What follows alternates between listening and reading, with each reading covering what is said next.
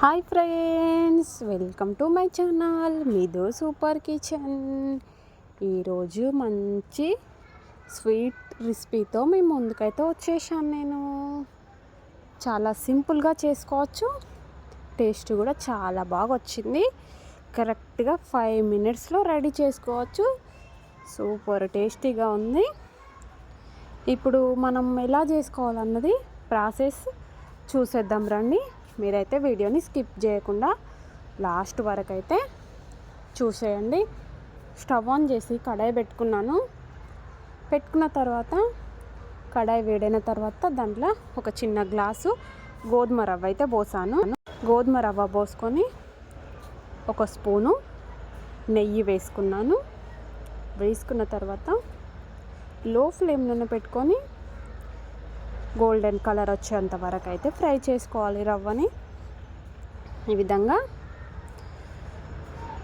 అది ఫ్రై చేసినప్పుడే గుమగుమలాడుతుంది. స్మెల్ అయితే చాలా బాగా వస్తుంది. ఇక ఈ విధంగా ఒక 2 నిమిషాల పాటు ఫ్రై చేసుకోవాలన్నమాట.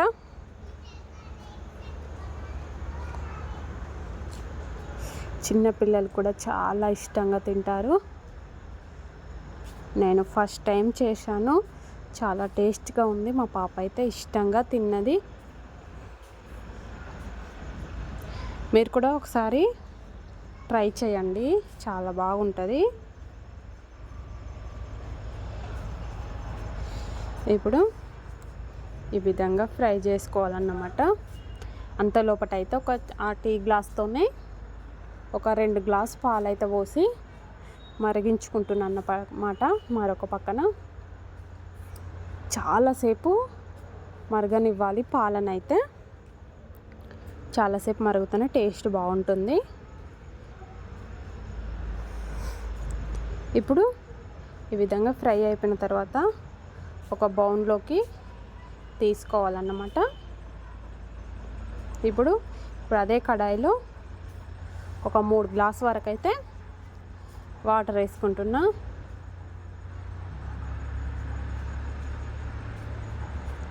సరిపోతుంది. 3 గ్లాసులు వేసుకుంటే మళ్ళీ మనం పాలు పోస్తాం కదా, ఉడికిపోతుంది అన్నమాట. ఎందుకంటే గోధుమ రవ్వకి వాటర్ ఎక్కువ కావాలి కదా, అది మెత్తగా ఉడకడానికి. వేసుకొని కొంచెంసేపు వాటర్ వేడి కానివ్వాలి. వేడైన తర్వాత ఇప్పుడైతే షుగర్ యాడ్ చేసుకుంటున్నా. నేను 1 గ్లాస్కి 1 గ్లాసు వేసాను. కరెక్ట్గా సరిపోయింది షుగర్.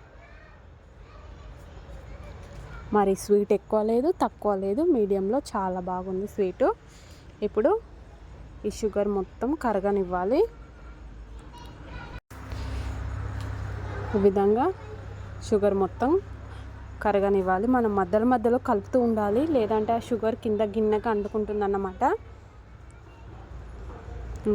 ఇలా కరిగిపోయింది కదా, మనం ఇప్పుడు రవ్వ యాడ్ చేసుకుందాం.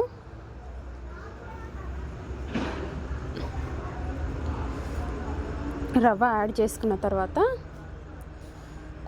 క్యాప్ పెట్టుకోవాలి. ఎందుకంటే అది ఉడకాలి కదా, చాలాసేపు అవుతుంది కాబట్టి క్యాప్ పెట్టుకోవాలన్నమాట. క్యాప్ పెట్టుకొని మంచిగా ఉడకనివ్వాలి. లో ఫ్లేమ్లో పెట్టుకోవాలి. ఇప్పుడు మనం మరిగించుకున్న పాలు వేసుకుందాం. చూడండి, 2 గ్లాస్ అయితే మరిగించానండి. 1.5 గ్లాస్ అయినాయి పాలు వేసుకున్నాను. పాలల్లో వాటర్ వేయకుండా చిక్కటి పాలే వేసుకోవాలి. వాటర్ వేసిన పాలు అయితే బాగుండదు టేస్ట్. చిక్కటి పాలు అయితేనే సూపర్గా ఉంటుంది. ఇప్పుడు పాలు యాడ్ చేసుకున్న తర్వాత అది పాలు మొత్తం ఇగ్గుకునే వరకు అయితే ఉండనివ్వాలి. స్టవ్ మీదనే లో ఫ్లేమ్లోనే పెట్టుకొని చాలాసేపు స్టవ్ పైన ఉండనివ్వాలి. ఉడుకుతుంది చూడండి. ఇప్పుడు ఒక 1/2 స్పూన్ వరకు అయితే ఇలాచీ పౌడరు యాడ్ చేసుకుందాం. చేసుకొని ఒకసారి కలిపేసుకుందాం. ఎందుకంటే కలుపుకొనే ఉండాలి, లేదంటే అడుగుబడుతూ ఉంటుంది. ఈ విధంగా కలుపుకొనే ఉండాలి. అంతే. ఉడికిన తర్వాతనైతే ఆఫ్ చేసుకోవాలి. ఇప్పుడైతే ఒక బౌల్లోకి తీసుకోవాలి. ఇది మొత్తం తీసుకొని ఒక 2 స్పూను నెయ్యి వేసుకోవాలి. నెయ్యి వేసి ఒకసారి కలిపేసుకొని అయితే ఫ్రిడ్జ్లో పెట్టుకొని కూల్ అయిన తర్వాత తినాలి.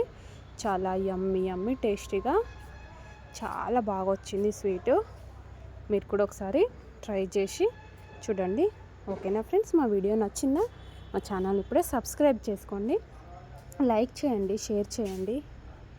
వీడియో ఎలా ఉందనేది కామెంట్ కూడా చేయండి.